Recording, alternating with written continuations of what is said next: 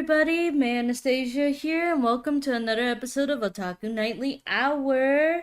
And today, of course, I have my fellow co-host, Raptor. Hello, hello, hello. It's been 3 months since I last saw sunlight. Yeah. Somebody send help. Yeah, so it's been a while and everything. To be fair, life has hit us kind of abruptly. The wife hits you abruptly? The life! Okay, so this is actually a topic that you brought up that you wanted to talk about and everything, and you wanted a perspective in terms of like from another fellow artist, or in fact like someone who's more well versed in the life that would be for this case. So in this case, Raptor found a manga that they wanted to talk about a topic, which is the life cycle of a mangaka and the relationship that they have with their publishing company. Now, Specifically, their editor, the chief editor of the publishing company. and what sparked this interest? First of all, like, where did you read this from? That's a place I'm not allowed to discuss. However, I will say that the series is called Koimoku. Hopefully there will be like a something provided like on screen for people to look at. It's a short series, 20 chapters. And it was, like it last ended like a few years ago. So there really shouldn't be much of a spoiler warning, but for those that are just scraping the bottom of the barrel and always looking for more content to read, I would recommend this one. So this, I was just effectively dumpster diving when I came across this work of art, and I was like, hey, wait a minute. This person, the way, like the things that they're discussing, they're bringing up some pretty interesting points. But at the very least, to give like a brief summary, a non-spoiler summary, at least what's written here, is that our main character is an aspiring young manga artist, but they're a total failure at whatever they do.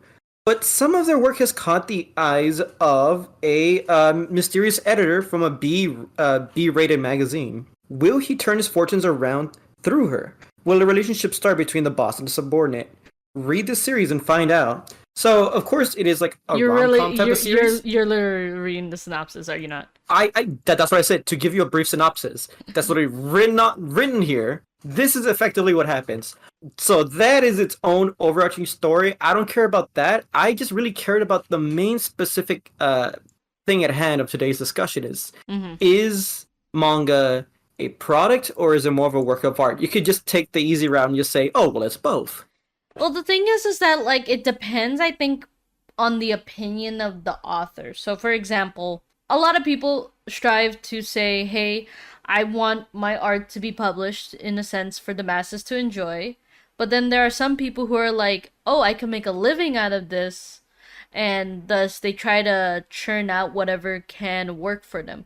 Now, as a fellow artist, it's a weird balance of trying to figure out what is by marketing standards, like what people will not want to buy and such like that, as well as align with our items that we like to talk about, topics that we love and subjects that we love to draw. And Right. so for example, this is not a plugin. I'm just using it as an example because I'm also Plug it a in. small business owner. I own my own small business. I create things like stickers and bookmarks and such like that.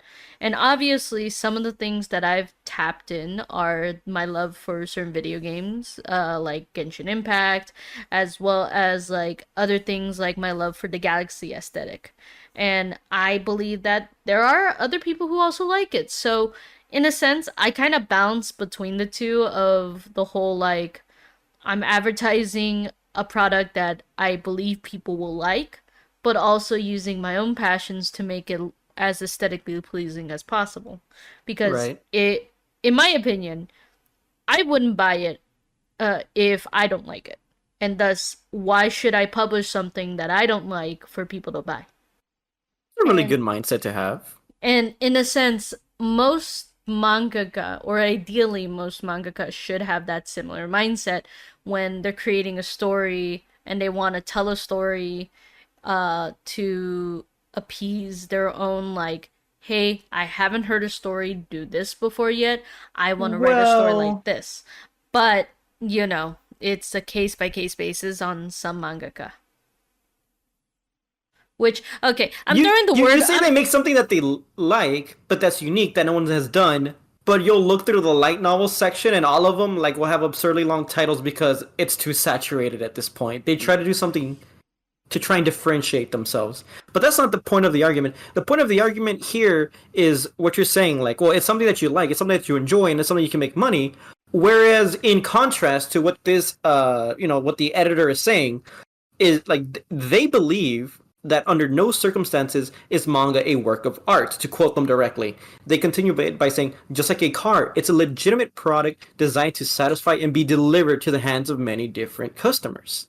And she's just going on like this whole tangent of just that builds off of that like specific idea, and she hit some really good points about that. Okay, You know, but before we get into it, we need to explain some terms that are going to be specific to this and that we'll be throwing around every now and then. So, just to put some definitions out there, mangaka is just the term for the manga author. It's kind of in the name, but the mangaka is the sole creator, the author of the story. Now, are they the only artists on the team? No. Mangas are usually done by teams, so either by other artists that help out so they could fill in the pages, as well as the other term that we're gonna be using a lot is the editor. The editor is part of the publishing company, which gets the book out to the masses. And they are in charge of that mangaka, making sure they A, meet deadlines, B, go stay on task, as well as get them to quality a control. get them to a product that makes sense. So for example, I know my artist brain sometimes does this, but I'll just like throw ideas willy-nilly and such like that, and I need someone to double check my work to make sure that it makes sense. So I consult other fellow artists about the anatomy that I draw, as well as when I talk about certain story structures, I talk to fellow writers. In this case, editors are basically they are your first fan, and they are your most critical fan. Critical. Yeah. But what happens when they start inserting their thoughts and opinions and they start changing it and twisting it into something that you may not have initially set out to achieve, or something you may not even want at all? So so But it's now something that is guaranteed to bring in the masses, bring in more attention. yeah. So here's the thing. There's a difference between an editor having an influence on the story and an editor taking control of the story. So when an editor has a influence on the story, they make suggestions in which that the mangaka have never really thought to take the story to. And sometimes that's a good thing. Sometimes, like for example, the mangaka is making a story about a fantasy RPG kind of story. They're going through it and such like that, but they're feeling a little bit like blocked because it's like there's nothing so super interesting about it and everything. So And then what the author just suggests, like ancient ruins and advanced technology in their fantasy world. but the editor could also suggest things like, well, I see you have a character like this. Why not doing something with them and such like that? So, for example, if our hero has like a robot companion and everything, why not going on an adventure trying to find out who their creator was and such like that, helping write the story along with them in a sense. Right. Now the editor's not taking control. It's just again, Why don't you do this? the editor is the number one fan. Thus, they'll also be the first person to tell you what are some questions that you need to ask about your story, and it gets the author thinking, and it gets them into a creative flow in which they could continue writing the story with. An editor, in my opinion, should always be your most critical but best cheerleader as an author. Now, Okay. when an editor takes control of the story, that's completely different. That's when an editor inserts their own ideas that you may not agree with and such like that, very, very aggressively in a sense. So, for example, if a story has absolutely no political means and such like that, and they start putting some political ideas into it and This girl, everything. that chest, make it bigger. Bigger. I said bigger. Well, like, okay, let's take like normal literature for example and such like that. I remember reading a book and how the edit an author talked about how an editor was very aggressive about certain ideas in the story in the romance novel and had to request for a different editor to be in charge of her project and so that Okay. she could not more freely but more or less take back control of her own story that she was trying to write. Mm-hmm. And thus, that's what they did. But let's just say that editor also got a really nasty character in the book that did not get a happy ending. Well then, And that's the thing. And that's the thing. Editors they have a lot of power, very much like any your person boss. with a manager position, like who has control of your salary, your paycheck, and everything, they tend to try to abuse the power because they think they're helping, quote unquote. Keep in mind, this is all off of one panel. There's still the rest of the page plus a few other pages we need to go through. Yeah. And going back to the whole specific thing about like it's a product. Yes, it is a product. And an editor's job is to make sure the product is good. Now, in another situation, if a mangaka is trying to get too political on something that may or may not get him on some blacklists and everything, it's the editor's job to say, okay, okay, let's reel it back, buddy. Let's not get too crazy here, all right? Yeah, cause like, have you noticed that some mangas that some of them get a little bit too politically ideologic in some cases? No, but that might be because we're consuming different media. Fair enough, fair enough. But I don't know what it is you're reading, but but okay, so like for example, there are some cases where some mangas talk about how, or at least like okay, so for example, I know I'm bringing video games into this, but video games also talk about very similar relationships that mangaka also feature because it's just creator and publisher relationship basically. a And sense, yes. and Atlas is very good Oh at no. at working the line in which they could talk about very hard topics, but still make it advertiser friendly without getting on some blacklists. Like for Right? example, with Persona 5, they talk about going against the government and such like that, talking about how you should start questioning things because Taking control of your own life. it's all old fashioned stuff that doesn't work anymore now these days and everything like looking like turning a blind eye on power abuse in a teacher student relationship as well as looking over not taking care of those with mental health issues after losing someone and just looking at it as a objective thing of this person died because of you and you should feel ashamed instead of wondering are they also suffering. I have no idea what character that is that involved death, but okay. Futaba. I was gonna say because you make it sound like as if it's your fault that person died, and I'm thinking back on it. I know someone who died, but I don't remember someone pointing the finger at someone else and saying it's your fault so for them. in so in that part Unless you mean Futaba is blaming herself. no, there's a in the point of the story researchers that worked Oh with right, his because they mom, were looking into the the cognitive realm right. Yeah. and Okay. stuff like that Yeah. and everything.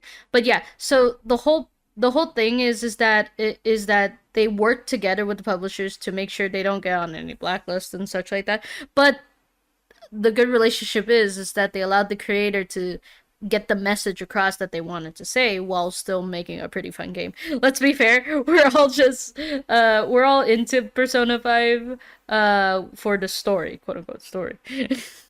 Wait, you're not in it for the story? I I thought the story was its only like redeeming factor. don't know, What maybe else are you looking at besides the plot? but yeah, so the fact Let's take is it back.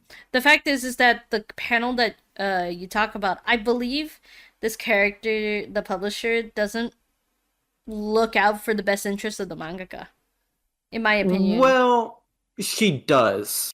If later on throughout the story, like it's really like elaborated upon further, but she really does look out for them enough to get them to produce the next chapter. But before that, let's get to like the core issue of at least of like this first chunk here. Under no circumstances is manga a work of art. That's the perspective of the editor.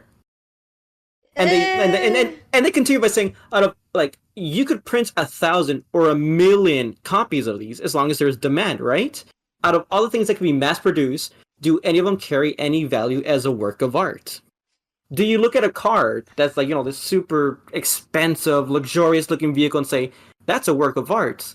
Not really, especially not if you're not really into cars, you can look at that and say, that's just a vehicle. well, It's not a work of art. I would hate for her to to ask what decor is then in terms of art or not. It's You a know what I'm product. You know To what be I'm fair, she does not live like in the most comfy, luxurious place despite being the head editor of a publishing company. Well, yeah, no, she's fairly utilitarian and materialistic, if that makes sense. Yeah, Where she like I understand what mindset she's coming from. She's all the black and white rather than the gray area of which the mangaka probably sits in. to Because provide here's a little more context, Mhm. she is well known in the industry. She's famous for like taking someone in and being their editor and them like exponentially like going up in quality of the manga they produce and becoming like best-selling authors. Like they like you work with her, you're going to become like a huge celebrity in the industry by the end of it. Mhm. Granted, you may lose your humanity in the process, but you'll be up there achieving your dreams, just maybe not in the way you think. Yeah, and that's the thing. Like that's an argument to be said for most artists though. Do you want to be famous for your art and everything but not create stuff that you're truly passionate about? Or do you want to kind of be not really super well known but still have your passion for your art and everything? And that's kind of where I sit in my situation.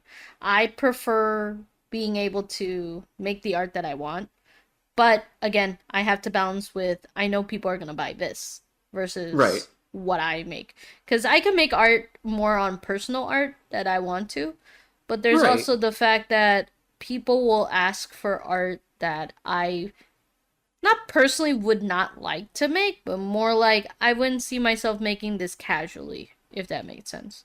Right. And I think the main character follows that similar mindset is like they actually have like a contrasting idea to this editor Mm-hmm. because obviously no person's gonna really look at that and say, well, I think what I produce, the work I produce, I think I would consider that a work of art. And they're like, no, if you're gonna mass produce it, it's not. It's because I feel like that really ties in with what you're saying as an artist, especially if you're gonna be taking commissions, because you're taking a specific thought or idea of your clients, Mm-hmm. putting it into paper, like or on like a digital tablet, Well, yeah, you're and basically making it good creating and it. giving it to them specifically. Yeah, It's so it's not, dedicated to yeah, someone. yeah, and it's not mine anymore after that, obviously, and such like that. And the same Right. thing could be said about my products that I actually make and such like that. I like the art that I make and Mm-hmm. everything, but sometimes, the struggle of an artist, you'll stare at your art for Struggle. hours. You'll stare at your art for hours and look at all the problems there is and start disliking it more and more. Oh yeah, I know for sure. And but then there's like a difference between that and then being told, all right, next week you need to put out like a page for like for this cute little comic you're gonna make, and it's gonna be public. People are gonna see it, and after a while it's gonna be locked behind a paywall, so they'll have to maybe pay to see it. Yeah, Would you but still consider that like to be your work of art, or is that just a product that you have to make for a company to meet the deadline? so ironically enough, this is also a conversation that bumps a lot of webtooners as well.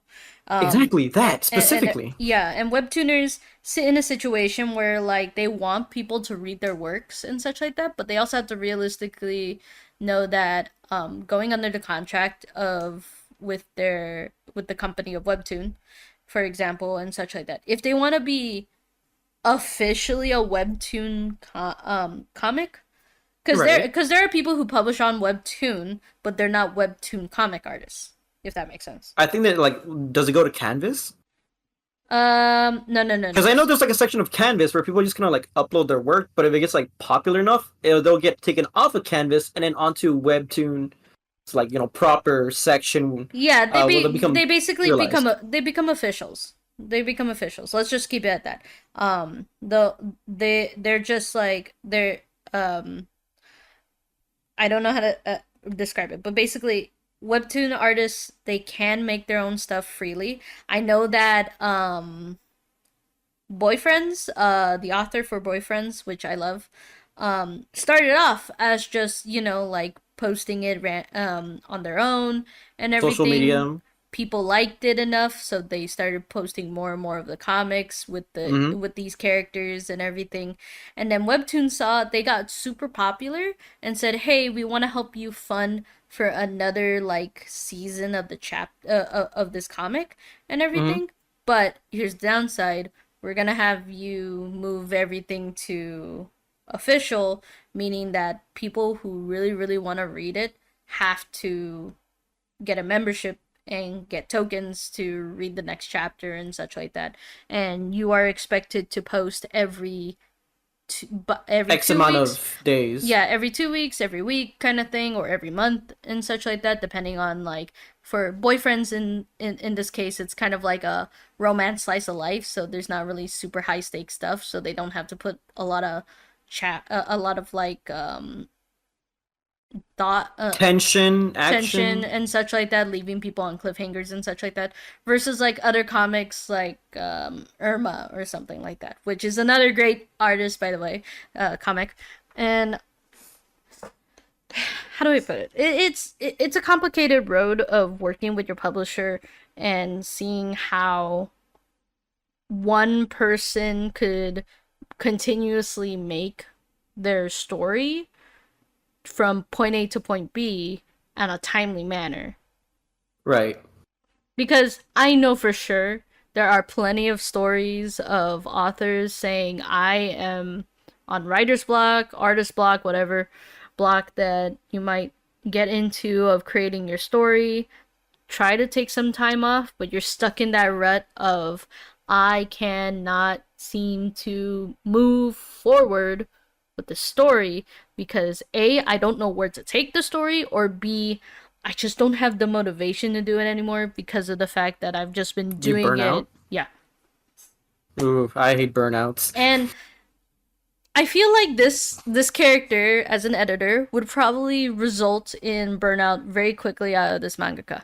The editor? No. The author? Yes. Well, If you that's look at why the that's last well chapter, I that's mean, why not the I'm last chapter, the well that last page I have posted here, mhm this really feeds you in a little bit more about like the attitude of this editor mhm to weed out numerous people and nurture just one person.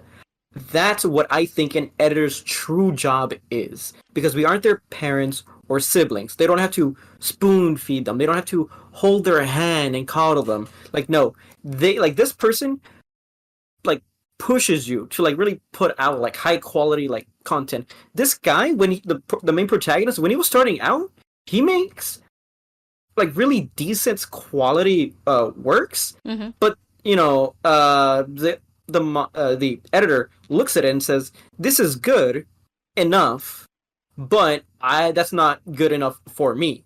I need you to like really up the quality on this. This pose that you have here could be changed. This face can like show more expression here, there. They really get into it, and they are a really, really good editor. It's just their work ethic, I think, is very dubious, Oh yeah, and how it most is they try definitely. to Yeah, most definitely. Like obviously, because with every like author has like a work style that works for them in terms of right, teamwork and such like that. For example, there could be people that are like, "Oh, you need to be on them like 24/7 or else they won't do anything" and such like that. And if it gets the result and they're not like stressed out from it, then keep doing the then 24/7 great. nanny cam kind of thing. But then there are some people that are like, "Oh, just give them like a list of what's wrong with it, send it to them kind of like quietly and such like that. They'll look at it Make in the an hour revisions. and everything. Just leave them be and they'll do it just fine." So that's kind of the approach she takes, oddly enough. he goes to her and he's like, "Hey, here, look at this draft. How do you think it looks?" Yeah, that's It how could definitely be most improved. mangaka are. When they go to, yeah, because like, okay, so there's this weird like portrayal of mangaka lifestyles in anime and media where it's either one, the editor goes to the mangaka, or the manga goes to the editor. In reality, it's kind of both.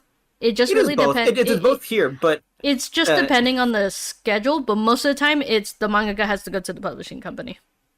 yeah. But I mean, like, they're because of the plot convenience, they're next door neighbors. So he goes to her, and I mean, it doesn't really help the fact that like after that talk she has with him, she tells him, "All right, so I'm gonna be sending you an assistant, and this Mhm. assistant is gonna be helping you."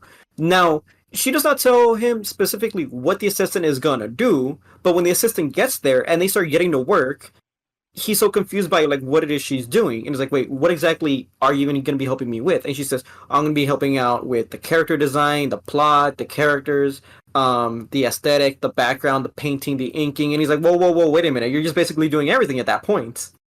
And she's like, "Wait, like the editor didn't tell you?" He's like, "No, she just said that you're gonna be helping me out." And he's like, "Oh my goodness, I can't believe they didn't tell you what it is I was gonna be doing." And so he gets upset over that, understandably, and he just kind of storms off. And so he talks to this one other person you can see here, like in the second page, Mm. that's posted. And basically, what had happened at this point was make these changes, spice up the plot by doing this. You're going to be having an assistant that's effectively going to be drawing everything. You are just going to be like the author, not the illustrator, the author. You're going to be pumping out these ideas, working them in this way, working them in that way. Well, You're going to here's be the thing. directing the stage flow. Here's the thing. Now the mangaka is starting to sound like he doesn't actually want to be the author. He wanted to be an illustrator. Because that's the thing. Like I said before, there's a team when making a And that's the manga thing I'm going to get to in a and bit. such like Yes. that. And I feel like from what you're describing, he unintentionally sounded like, okay, so if we're gonna use like movie director question kind of relationships, which is kind of the same thing. Mm-hmm. You got the producer, you got the director, you got the writer, and then you got Yeah. and then you got like, you know, the actors and stuff like that, but the actors aren't Film part of this. crew, everything, Yeah, but makeup, wardrobe. what the mangaka thought he thought he was the director, but in actuality he's the writer and Well, such. he thought he was handling everything, and that assistant would only be helping out with maybe like the finishing touches or the inking or maybe even just the backgrounds. Yeah, yeah, All yeah. the tedious stuff that really like takes a lot of time, he just pumps out like, the characters, the motions, the expressions right then and there, and then the background is drawn by someone else. The details are filled in by someone else. But no, what it turns out was he's mostly just like been Yeah, kind of he's moved basically gonna. back to just think about the way you want it to look, just write out the description and the scene for the frame, and then let your assistant do it. Well, technically, a mangaka shouldn't do that. Most of the time, they need a nemu to go through, which is basically a manuscript of what the manga chapter is gonna look like. It's basically super rough sketches. He needs to check Right, everything. Like realistically, a right, mangaka is right. That's supposed to exactly just what he's. focus on Yeah, that, and then the only time he gets to do any extra stuff is on really big pages that he wants to dedicate to. So it's very similar to how in I'm jumping from like field to field, but animation does this a lot. Animation does this a lot where someone there's storyboard artists.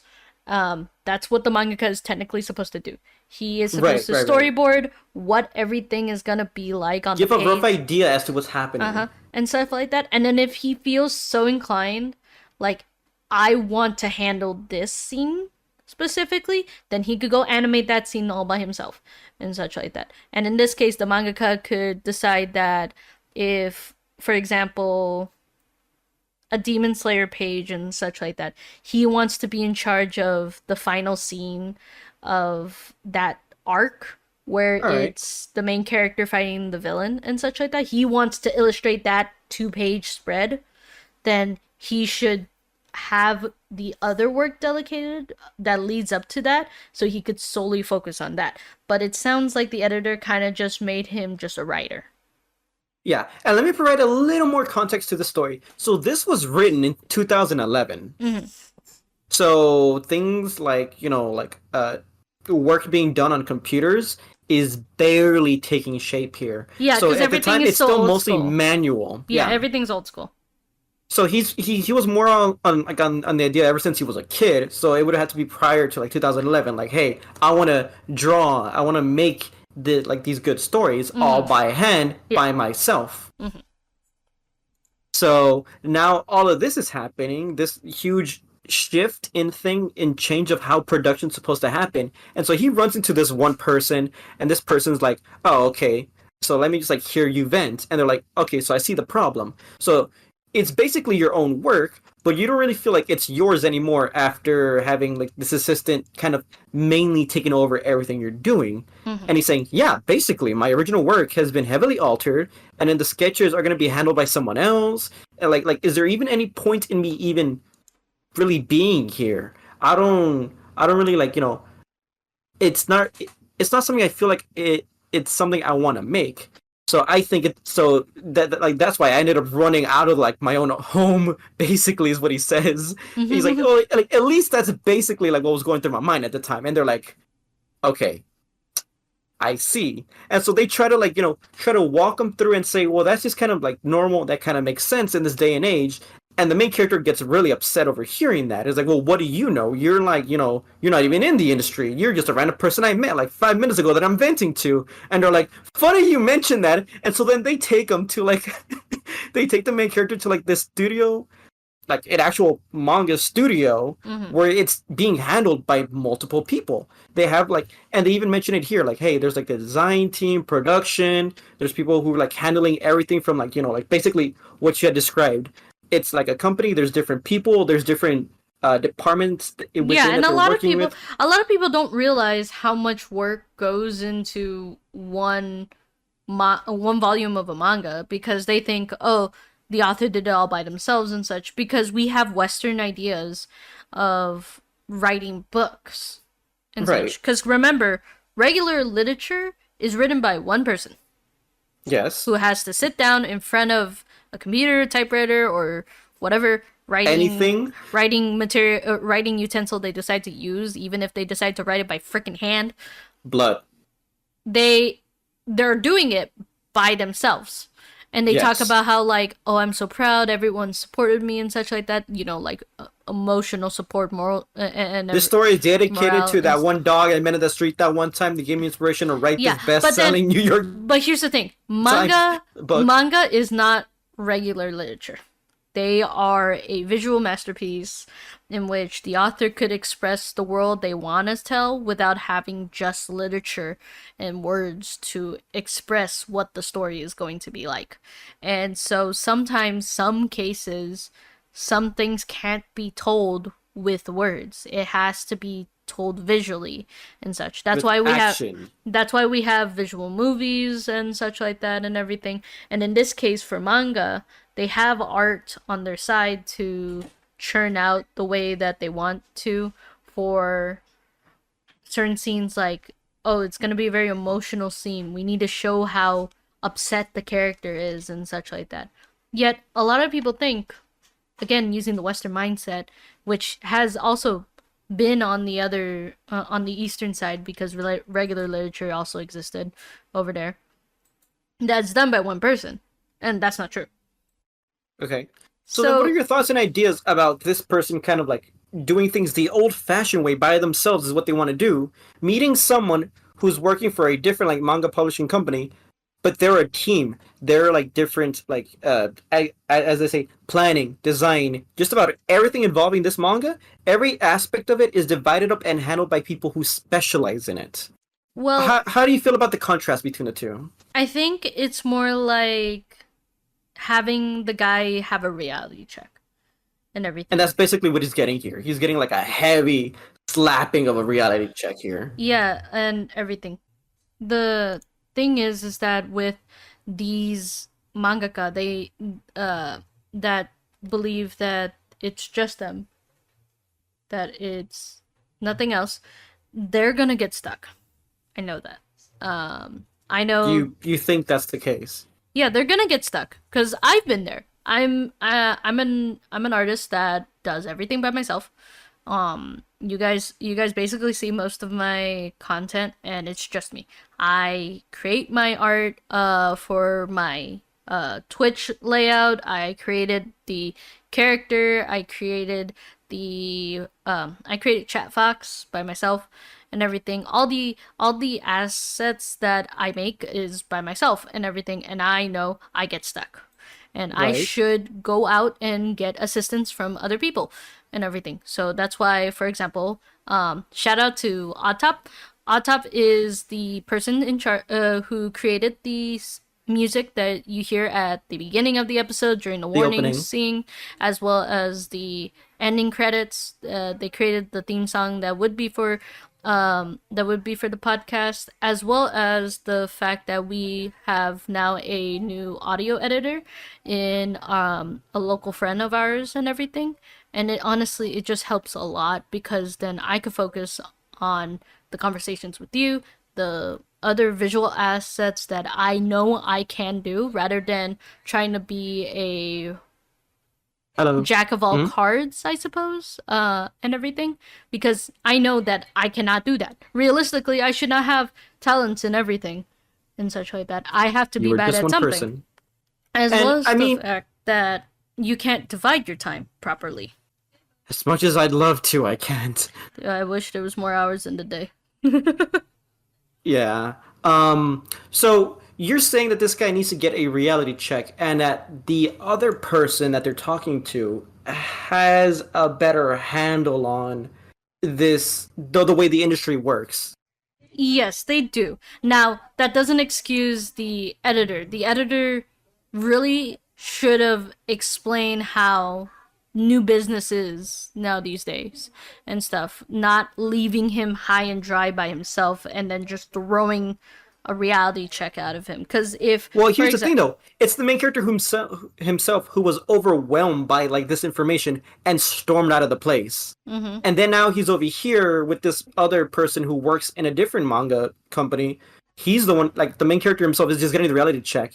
But the thing is though, is that this company was inspired like the quote unquote author of the manga that's being pumped out was someone who worked for that editor. They took these ideas and they kind of like, well, obviously they put a spin on it, but they've really expanded upon it. They've gone out of their way to get people who specialize in specific things, put them all under one roof, and at this point, when you have people doing planning, design, art, sketches, manuscripts, this sounds a whole lot more like a business model. This sounds more like a product. You're really losing the value of art. yeah, I totally understand. Let me elaborate upon it with like the next page, and then you can give your response. Okay. So they say like, there's all these different people specializing in all these different types of works, and then there's the director who manages the entire process. So the directors aren't even the actual authors. And at this point, the main character says like, well, they're not. And then, so what is the role of an author? What are they to play? And so the person responds by saying, well, an author is someone who cannot view their own work in an objective manner. No matter how hard they try, their own attachments, their own feelings, their own ego is still going to be on that work. So how are they supposed to know that the content that they're putting out is able to even get the readers attracted in the first place? How are they supposed to get hooked on the writing? And so to answer that question, that person themselves says to the main character, art goes to people who are good at art. Scenario creation goes to those who are good at that. Everything is given to people who excel in their specific field. That's what makes this whole workflow possible. That's what makes this work. That's why they're able to produce so much content, from various different stories, all in a timely manner. Mm-hmm. Yeah, And the and director that's is the the same. person who just oversees and carries the responsibilities that has to do with all of that. Basically, they're making sure everyone's on task, everything goes smoothly, and such like that. Very similar to just a movie director and such. Yes, a movie director also has an input of like how they want things to be seen and such like that, and everything, such as like, oh, the camera should be like this, the camera should be like that, and the lighting should be just as like this, the The dress effects should look like that, and the everything, costumes, the and, makeup. and everything. But like, okay, so for example, I don't like picking this movie, but it's a long series Then don't pick it. with multiple different directors, but I have to. Um, Don't pick it. Don't I say it. have Don't even say the name. I have to. It's Don't you most do it? so so for example, Harry Potter, which well Oh, I thought you I were gonna bring up Doctor Who. no. Whew. So with Harry Potter, the first film, obviously it's a lot brighter in terms of tone and Was energy, it? more whimsical and such, and and Everything's and blurred in my mind. Uh, but like the first Harry Potter movie is a lot more whimsical, brighter toned, and everything. Also, a slightly more saturated. I'm gonna be fair with at least the visuals and everything and such. Probably because of the camera work and everything. But like as the story goes on, obviously a different director took over, but the stories got grimmer, and darker, both visually and tonally, and everything. And the director The part with the Griffin went was pretty on. bright and saturated as well. I meant in the later movies. But that's why that was in the later movie. Like he was like in year 4, year 5, I think. Yeah, but I'm talking about like, the last two movies or so or something like that. Okay, well then it's just the last two movies that are darker. Yeah, but like here's the thing. Here's the thing. It's like as the tone of the story goes forward, they have to keep in pace with keeping things on the line of the story. Obviously, they have to work with the material that they have and everything in terms of what the author J.K. Rowling gave. And while the first story is more of kind of like a pilot, if that makes sense, where it's like getting people on board with the story and such like that. Now, how do you keep people engaged enough for the rest of it afterwards? Keeping things the same as before is not gonna be good because if you make it the same, like, oh, whimsy, da da da da da, what kind of audience are you trying to go for? The We have a children? counterpoint to that. Jurassic Park. They went from like this. Well, you've seen the first movie, and then you look at the second movie. It's a huge contrast between two films. Mm-hmm. A huge contrast, and it feels like the demographic is kind of almost different for the two. Whereas one was like the first movie was like, oh, sci-fi adventure and drama with the dinosaurs and everything. The second one is like more dark. It's more gritty. You have like the cynic from the first movie taking shape, like taking role in the second one. Mm-hmm. And I mean, everything that can go wrong keeps going wrong. And I mean, the lighting effects, it's darker, it's raining more often. And by the end of it, like only like at the last, like the first 20 minutes and the last 20 minutes, I feel like are like the brightest parts of the film. But the rest of it is like dark and overshadowed with like this sense of unease, of like this ominous nature to it, I feel. Mm-hmm. But and honestly, changing gears like that in contrast really set off like a lot of fans and upset them because of it. Yeah. Because while they were expecting the film to be done one way, they expected it to be kept that same way, and then changing track like that out of nowhere. I was like, well, I'm not really into this. Well, yeah, it's just like you said, changing it out of nowhere. While mangaka actually get a little bit of a Gradual? easier way to get to it, because like obviously, some mangaka they go by a week by week basis or even bi-weekly basis, and it's honestly really easier for them to change the tone of the story slowly because they could start introducing small elements to it that make you say, oh yeah, it was a natural flow from point A to point B. Now, if you're a very bad writer, going from point A to point B and just suddenly doing They that, were holding then hands in one frame, and the next frame they're both dead. I was like, whoa, hold on a second here. I feel like we missed something. yeah, like it makes you if it makes you feel like you have whiplash, then that's not a good thing unless that's your Oh, like intention. Gwen Stacy. Whoa, we Oh. didn't need to go there. We did not need to go there. You're the one who said it. No. Yes. No, I said I didn't mean it like that. Is that not what did you mean? Anyway, but like with mangaka, what is the hard part for not only just mangaka but creators in general, is knowing when is it good to take the turn here, to turn there, or to stop. And that's the role of their editor. Yeah, to help them get come to terms of should you keep going, should you not, Or or their team, if they're working in one. yeah. So for example, I remember for Full Metal Alchemist, they mangaka had not finished the story by the time the anime had caught up. So working together with the anime company, their own publisher, as well as like the team in charge of making the anime, they all Hmm. came to an executive decision of the anime has to split ways from here, make their own ending and everything, in agreement Oh that the boy. mangaka's story will not be Influenced? influenced by the anime. So funny you mentioned that. There was another story I'm reading called Mm-hmm. Glepnir, and it actually became like an anime, and it's its own thing. It's wild. Mm-hmm. It's not for everyone. I'll tell you that much. But from what I was told, I didn't see the anime. I've been reading the manga, and this one character kind of just was there like in the first one third, and then they kind of seemingly disappear, and so the manga killed off that one random side character that because of how heavily they changed the trajectory of the story.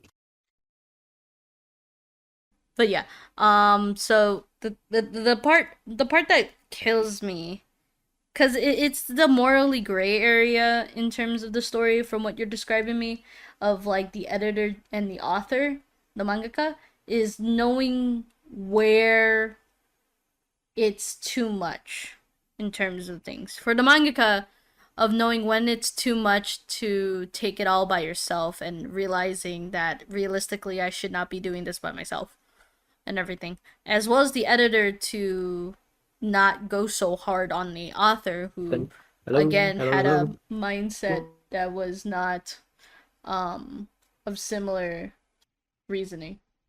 Right.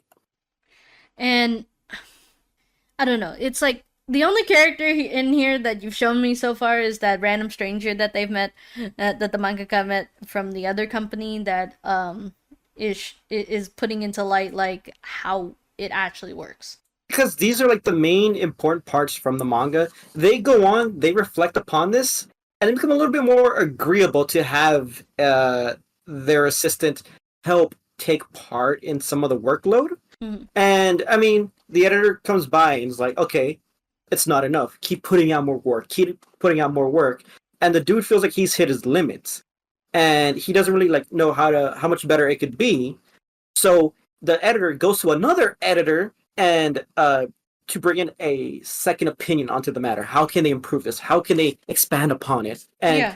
eventually, the story will eventually reach its conclusion. I won't spoil that, but these are the main points I wanted to hit on. The idea that is manga a work of art or is it just a product that you sell? It's not as much of a work of art that you think. Well, okay. The definition of a work of art is kind of like a loose term then. It's subjective. Yeah, cuz like if based on the editor's point of view, I think their version of art would be like, the Mona Lisa, the stuff that you see that can only ever be duplicated once, and the only way you could duplicate it again is obviously like just printing it, but it's not, Photocopy. yeah, and such like that, but it's not the same as the original piece and Right. such. Versus like the mangaka is saying, well, technically it is art because I put so much effort into it. They The have the blood, sweat, and sometimes like, tears. yeah, and everything. And I believe manga is a work of art in a way via the storytelling, not by the actual physical product itself, if that makes Okay, sense. well then I want to ask you this then. Mm-hmm. So this other like I guess employee for this other like manga team, Mm-hmm.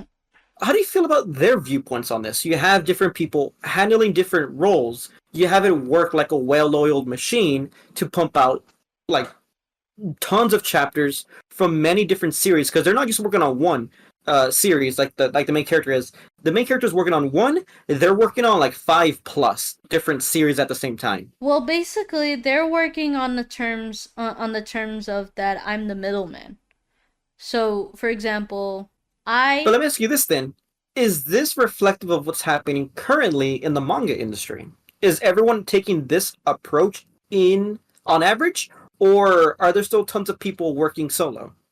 so there's a lot of people that work in teams. That is kind of a normal thing to do now and such because of the fact that mangaka need more people to help them finish it in a timely manner, because obviously, like, for example, if a mangaka could only make like 3 pages a day, and in 7 days, in They seven need days like and then that's tacking on the time that they have to make for the Nemu and the manuscript, as well as like redrafting I it think over and over and over and over and over again while making those pages.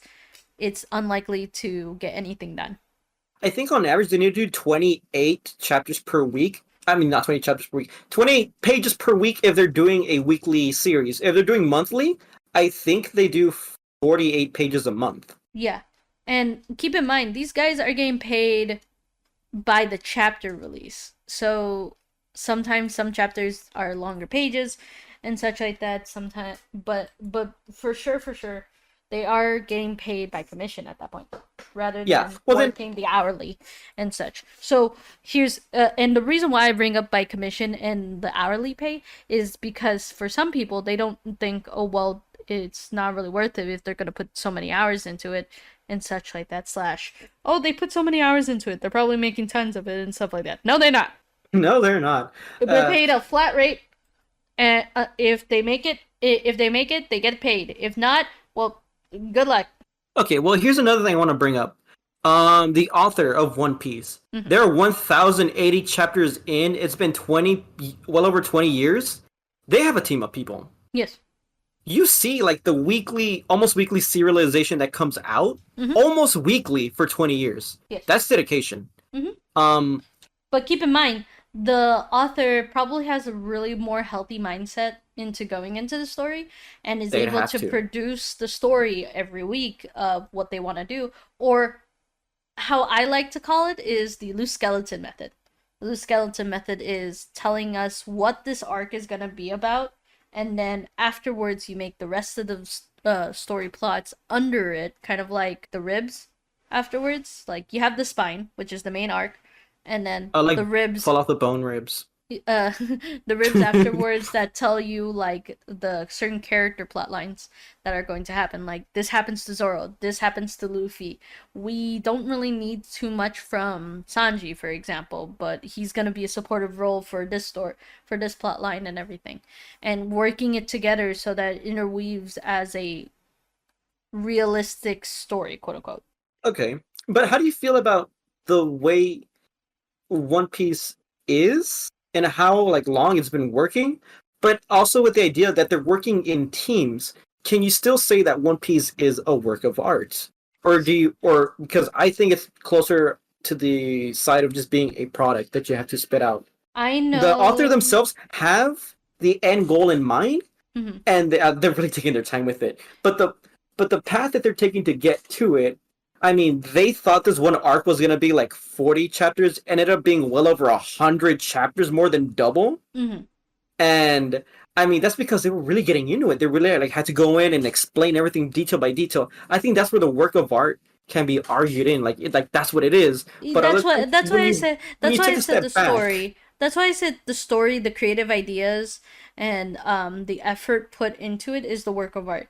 Now, if you're gonna say like this manga is the work of art, no, it's not. yeah, I was gonna say, like, if you take a step back from it and you look at everything in like its entirety, Hmm. I kind of agree with the editor saying it's a product. It's supply and demand. You have an idea, a product you want to sell. You mass produce it to the masses, and it's no longer a work of art at all. Yeah, but Because I know some people will look at some specific vehicles. Going back to that automotive thing, you have people plan, design, engineer this super cool looking, beautiful, futuristic vehicle, and they bring it to production. To them, that is a work of art. The engineering involved, the design of it. But to the normal person, they'll just look at that and say, "Oh, it's just a cool looking car. It's a product. It's Mm-hmm. no work of art." Unless you find someone of like-mindedness. Yes. Like car aficionados, they love them Ferraris and Teslas and such like that, and talk about how much it's so like it's a spectacle of engineering and such like that and all that squat. Squat. Excuse you. I'm sorry, It's I a don't. beautiful piece of engineering. But here's the thing. Here's the thing. Here's the thing. Arguably, yes, it's just a bunch of pieces of I paper. thought you were gonna zoom into your mic like really up close and be like, "But here's the thing. It's trash." I was like, "Okay."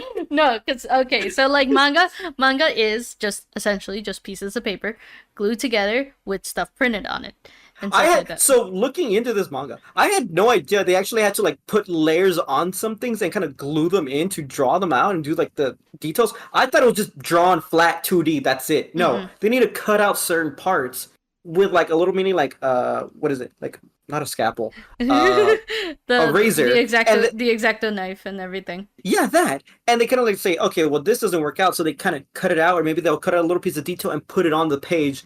I had no idea that's how it worked. My mind was blown, like knowing that. I was like, That's wait how a it's minute, made. That's how it's made. That's how that's how you it's make always been tones. made. Yeah, I know. that's how you make tones and such like that. I didn't know that. I was so like, And that's also how easy it is to switch out text every now and then in case you want to just fix out words and such like that, exactly. phrasing, Yeah, it's how it's amazing. blocked out and such like that. Because keep in mind, over here in the West, we have it Hello. like horizontally written versus over there everything's vertically written. Yeah, we really look at the pages here. Like some of these ovals are like really like stretched vertically. Yeah, and Why? then people Because that's how you're supposed to write them. it's vertical writing.